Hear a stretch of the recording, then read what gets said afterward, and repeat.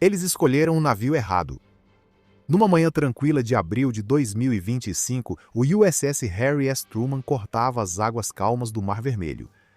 Mais uma patrulha de rotina de um grupo maior de ataque de porta-aviões que vigiava as rotas de navegação e ameaças na costa do Iêmen.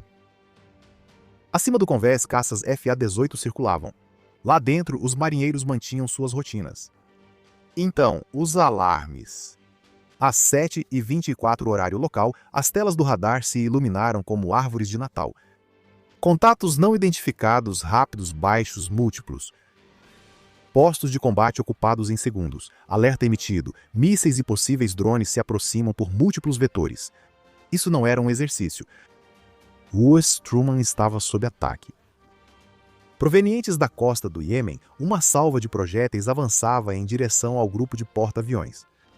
Mísseis de cruzeiro, foguetes balísticos e ao menos um drone. Todos lançados em formação fechada, cronometrados para saturar. Ataque criado para superar até as melhores defesas. Mas isso não era um barco-patrulha enferrujado qualquer, não. Isso era um porta-aviões classe Nimitz com poder de fogo. No centro de informações de combate, oficiais anunciavam as interceptações. Os consoles Aegis passaram a rastrear automaticamente. As equipes do convés já corriam para preparar os jatos. Nas convéses inferiores, o som das botas no aço ecoava como trovão. Lá por cima, as torres Phalanx Sea Whiz ganharam vida com seu zumbido, prontas para transformar o céu em metal retalhado. Em algum lugar distante, escondidos nas colinas do oeste do Iêmen, comandantes Houthis observavam. Eles achavam que seria simbólico. Um tapa na cara, um aviso. O que eles conseguiram foi o estopim. Pois, se há uma regra ao provocar a Marinha dos Estados Unidos é esta.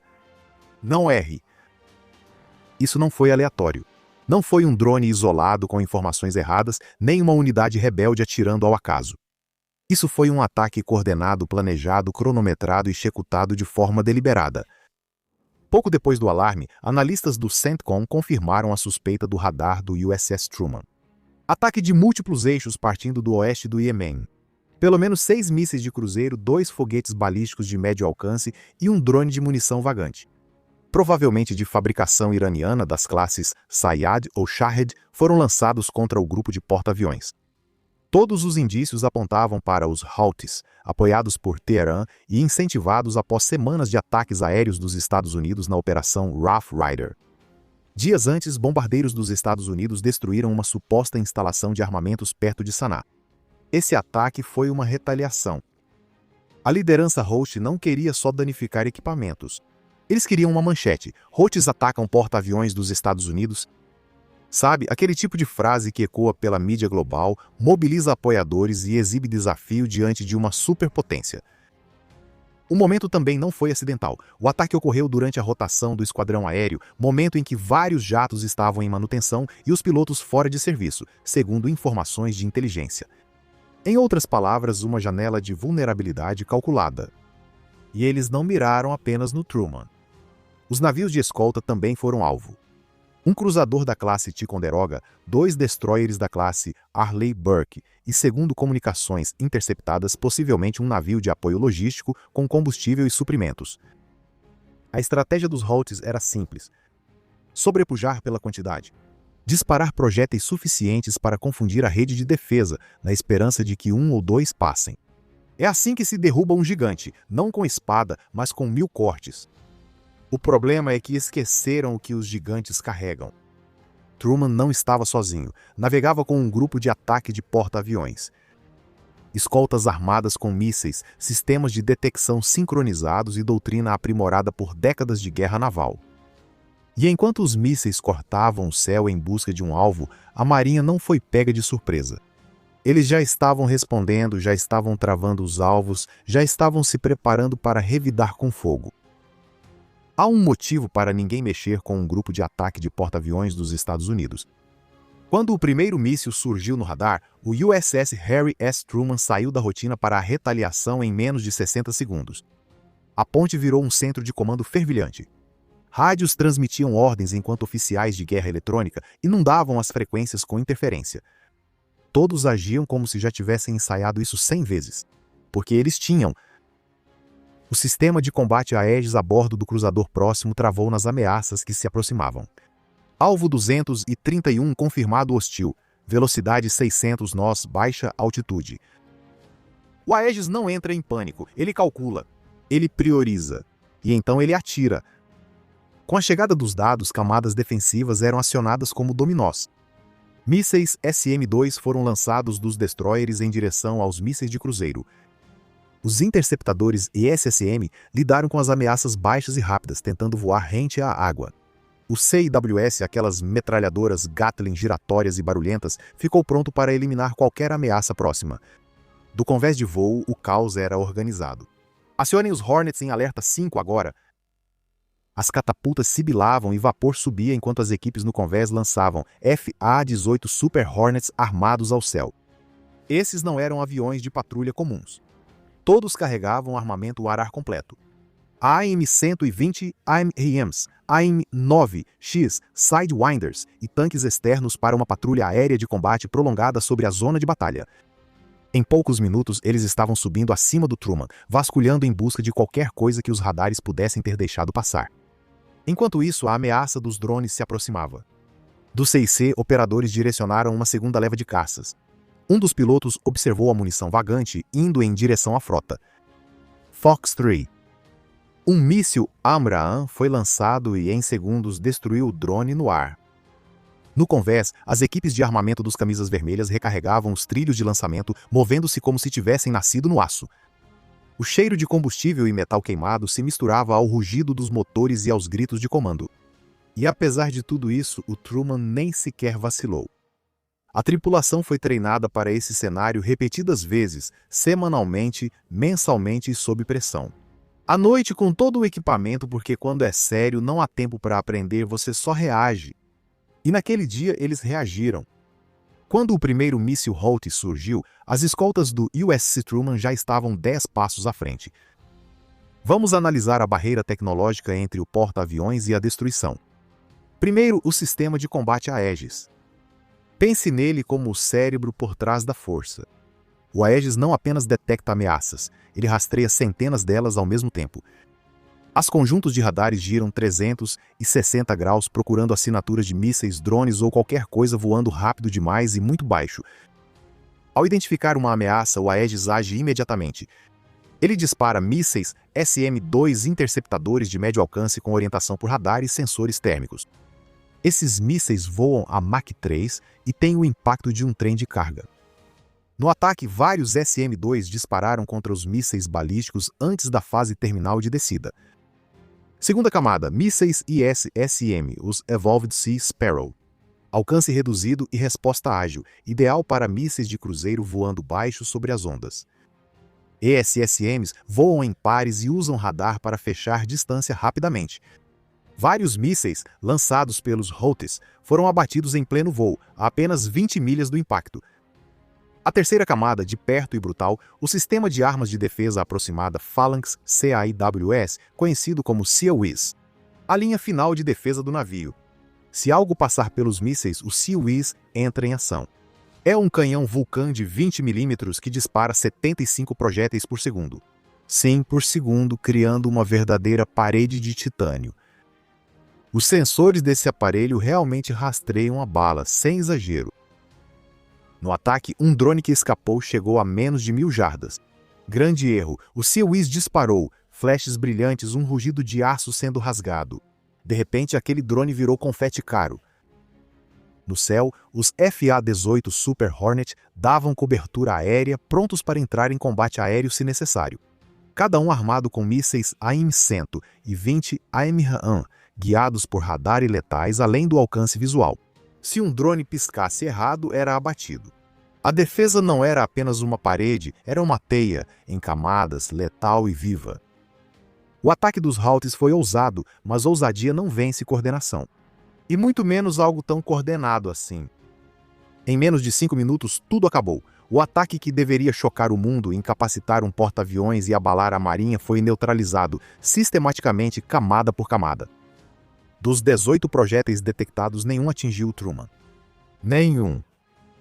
9 foram interceptados no ar pelos mísseis SM-2 e ESSM. Alguns detonaram em flashes brilhantes a 9.000 metros de altura, outros poucos metros acima das ondas. O Phalanx Sea-Whiz destruiu 3 drones antes que pudessem mudar de modo. Alguns projéteis chegaram muito perto.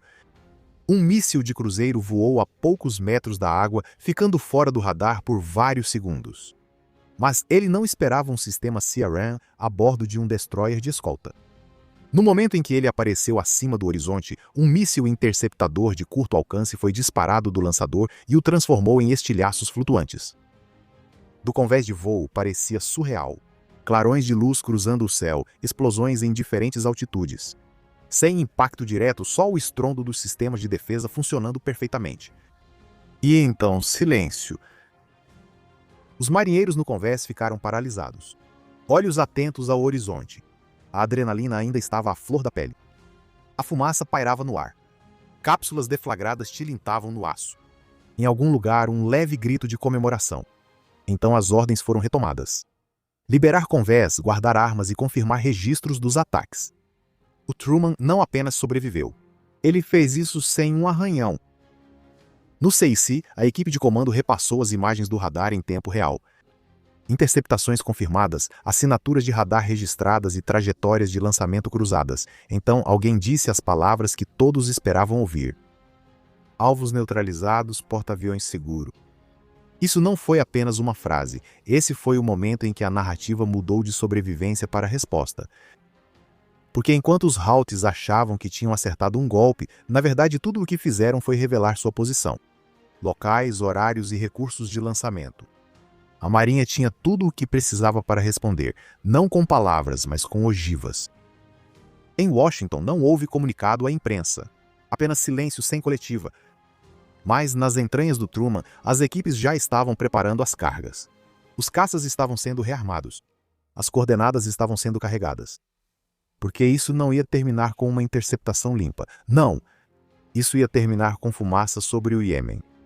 A retaliação não bate à porta, ela é lançada. Menos de 45 minutos após o último míssil Houthi ser abatido no ar. O pacote Echo foi autorizado, um protocolo de ataque pré-planejado criado exatamente para esse tipo de situação. Sem suposições, sem hesitação. O hangar do Truman virou uma máquina de guerra sobre trilhos. A equipe de armamento carregou o GBU-38G Jams sob as asas dos FA-18 Super Hornets que aguardavam. Bombas inteligentes de 1.000 libras guiadas por GPS. Sem margem para erro. Uma segunda chance não é necessária. Em outro ponto do convés, um par de IA-18G Growlers avançava com os pods de guerra eletrônica já zumbindo. O trabalho deles? Cegar o inimigo, bloquear o radar, dificultar a mira e deixar os Houthis lutando no escuro. Às 8h35 da manhã, a primeira catapulta sibilou. Um Hawkeye AWACS decolou primeiro, como olhos no céu para coordenar cada movimento. Depois vieram as aeronaves de ataque.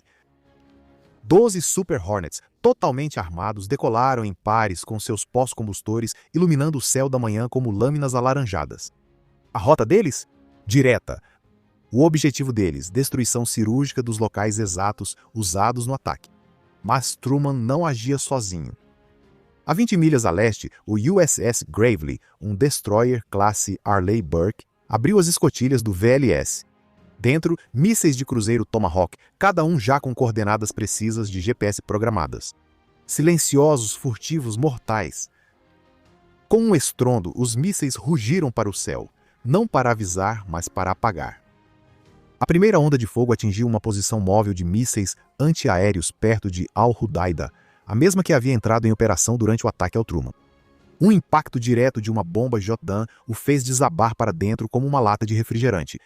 Próximo alvo, um suposto depósito de drones escondido em uma zona industrial civil. Growlers interferiram em todas as frequências num raio de 8 km. Hornets fizeram a aproximação em baixa altitude e alta velocidade e lançaram o armamento sem nenhum desvio. Precisão confirmada, várias explosões secundárias se seguiram. Combustível, munição e eletrônicos explodindo em bolas de fogo sincronizadas.